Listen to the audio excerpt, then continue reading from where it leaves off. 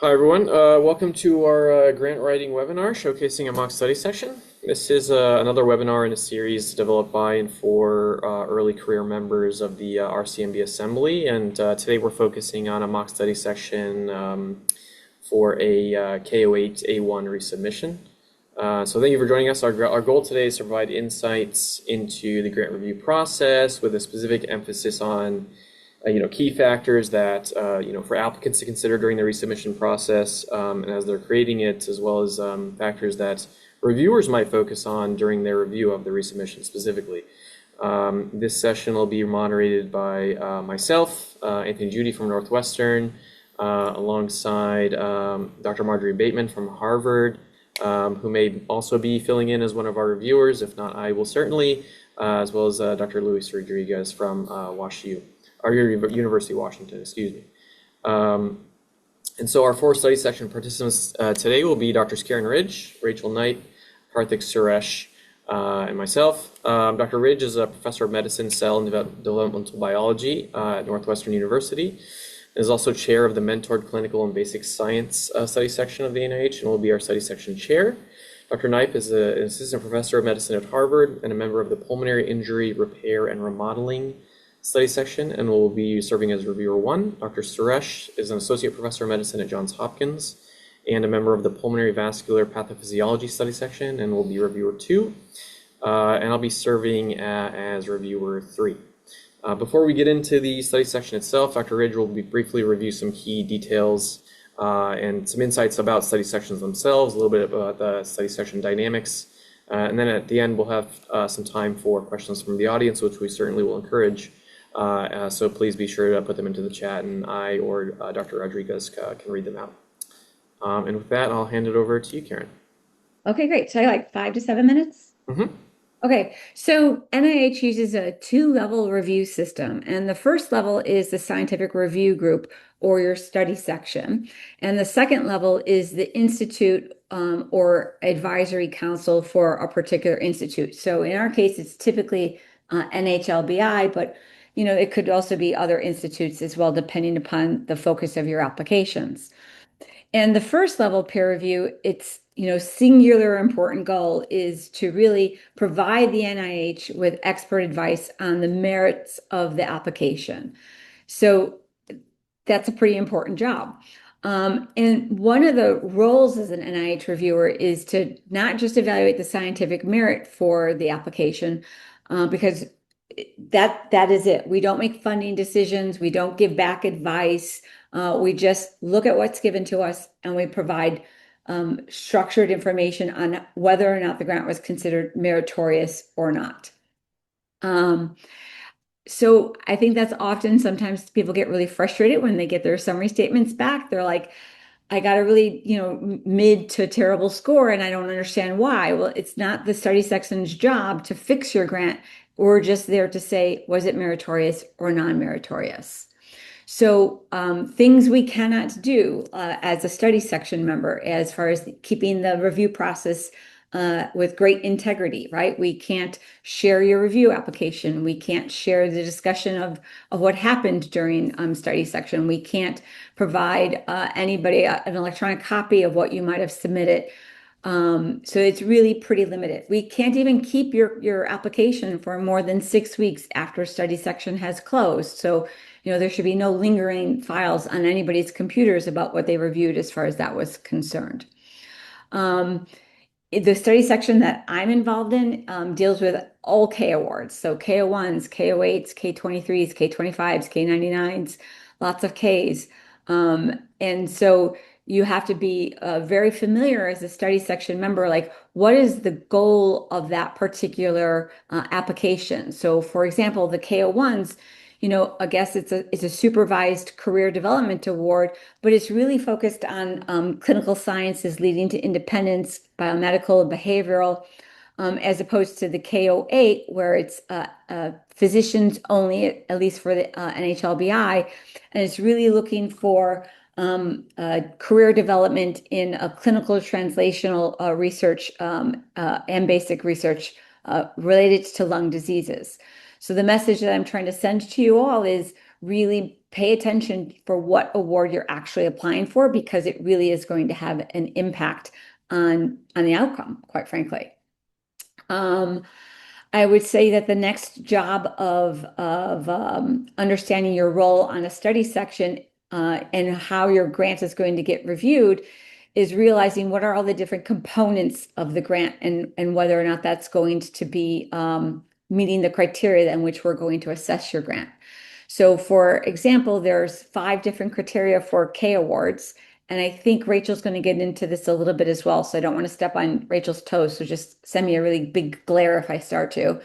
But there's 5 different review criteria. It's the candidate or the PI, the career development plan, the research plan, the mentor and or the co-mentor, and the environment and the institutional commitment. And during the review process, you should pay attention on how the mock review session goes, because each of these 5 sections should be weighted equally. I will tell you that there is bias, though. I have colleagues that will weigh the research plan more so than any other component of the application, where others will weigh the candidate more so. But overall, all 5 criteria should be weighted equally, and then we get our overall impact. So when you get your scores back, you might see, well, wow, my research plan got a 4, but my overall score was a 2. How did that happen? Well, they just weighed different criteria with different importance. And that's how they arrived at a score that might have some disparity when you look at the individual versus the overall impact.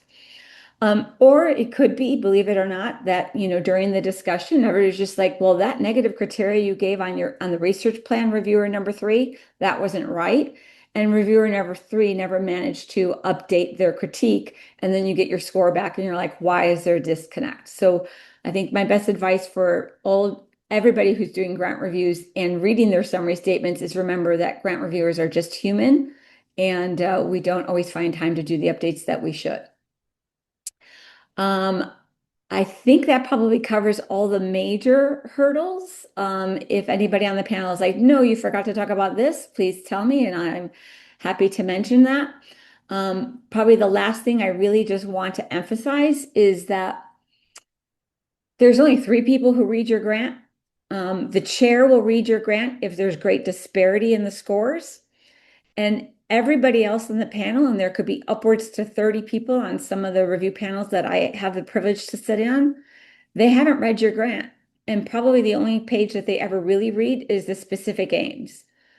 So, there are pages that are more important than others. And if you're not clear, then the 27 other people who never read your grant isn't going to be able to get that quick snapshot about what your grant is about. So just keep that in the back of your mind as we move forward.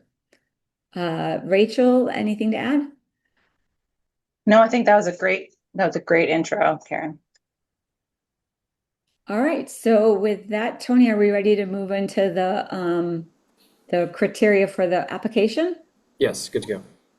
Okay, so we're going to just start as if you guys are all flies on the wall and we're this mini little study section. And we're obviously only going to discuss one grant. And the grant that was offered up to us was provided by a candidate who was generous in providing this application. And I'm just blanking on whether or not I have the title.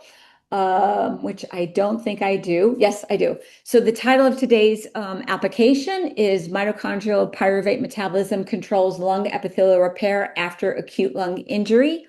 This is an A1 application, which means it's a revised application. And we're going to open it up for discussion. Reviewer 1, you have between 7 to 9 minutes to discuss the major criteria that drove your scores. Then we'll hear from reviewer 2 if they have anything different or additive to say.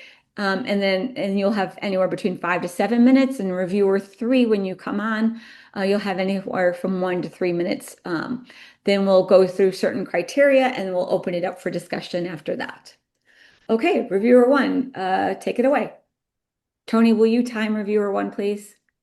Thanks, Karen. Do you want our scores first? Yes, sorry. Can I have your initial scores, please? Thank you. I gave this grant a 2. 2. Reviewer 2, Karthik? 5. 5. And reviewer 3? A 3. Okay, so let's take it away. Okay, so I'm going to talk about the candidate. So this is a resubmission KO8 application seeking to study mitochondrial pyruvate metabolism controlling lung epithelial repair after acute injury. So the candidate has strong training. They completed an MD PhD. The PhD training was focused on viral pathogen virulence. They worked in the lab of an expert influenza infection scientists, and they did some really nice work that led to first author publications during their PhD, studying proteins that are involved in the enveloping of influenza virus. So as I mentioned, their PhD work led to 2 first author publications in PNAS and a first author publication in the Journal of Virology. After a short track residency, they did fellowship where they joined the current lab that they're working in with an expert mentor in mitochondrial and metabolism. They've been supported by a T32 and early work in the lab. They were part of a publication showing that the electron transport chain in mitochondria was important for inflammasome activation. 1 year into their postdoctoral work, COVID happened, and this was a potential setback, but actually became an opportunity for the candidate. Both in 2 ways. One is that it created an opportunity to study host viral interactions, which they're kind of setting up to study in with this proposal, but they also became involved in a funded observational study applying multi-omics technologies to human samples in patients with COVID, severe respiratory failure with COVID, and they led the measurement of inflammatory cytokines in that project with some multiplexed assays, and there is a co-first author publication preprint as part of that work. Okay, so strong overall candidate. Career development is outlined. That's the next section I'm going to talk about, outlined very nicely in their proposal. They clearly have prior training in areas of virology and mass spec and proteomics, and now they're seeking additional training in areas of metabolism, mouse modeling of lung injury, and large multi-omics databases. They've outlined coursework, as well as local and national seminars and conferences, opportunities to present the work. There's a really nice chart with all of this outlined in their career development section, which is comprehensive, shows well thought out plan, and how they're going to complete the work and transition to independence over 5 years. Okay, in terms of their research plan, so the project seeks to study mitochondrial pyruvate metabolism controlling lung epithelial repair after acute lung injury. So ARDS is an important clinical problem. There lack current effective therapeutics, and mortality remains high. Their hypothesis is that mitochondrial pyruvate metabolism is necessary to sustain a metabolite, this L2HG levels, and prevent pathological ISR-induced activation of transcriptional programs that block AT2 cell differentiation. So they have 2 aims. The first aim is going to determine whether mitochondrial pyruvate metabolism in AT2 cells is necessary to prevent pathological activation of this stress response during lung repair. And in this aim, they're going to use mouse models. So they're going to use a AT2 specific inducible deletion of this mitochondrial pyruvate carrier in 2 models, intratracheal bleomycin model and an influenza model. And then they're also going to use ex vivo organoid systems in this aim. Aim 2 is going to determine whether mitochondrial pyruvate metabolism in AT2 cells promotes lung repair by maintaining the level of this metabolite L2HG. For this aim, they're going to use 2 mice, again, AT2 specific, gain of function and loss of function mice for this L2HG. They're going to use bleomycin as their main injury model, and they're going to also do ex vivo organoids. And then a nice additional piece of aim 2 is that they're going to take advantage of this COVID database that they've been a part of to take BAL and plasma from this existing database and look for L2HG levels as a biomarker, as they have years of follow-up data from that data set. Okay, so strengths I want to highlight is significance, because there's high mortality with ARDS and we have a lack of effective therapeutics. There's generally agreement, I would say, that metabolism and epithelial cells are important, but no clear strategies on how this all fits together. So they're going to address these gaps in the knowledge with their application. There is strong preliminary data, I thought, leading to the hypothesis and supporting the line of investigation. They particularly have a nice unbiased metabolomic profile that led to some of their targets. Especially for a training grant, they're starting with an in vivo phenotype. They have a worse disease in their epithelial specific MCP flox TD tomato mice. So they have a lineage reporter and they have a phenotype. So that gives them room for exploration. And these animal tools are in place. They're using 2 models, bleomycin and flu. And they did a good job, I think, of discussing like alternative results and alternative approaches. There are a few weaknesses, which I'll highlight. It is a bit ambitious for a training grant.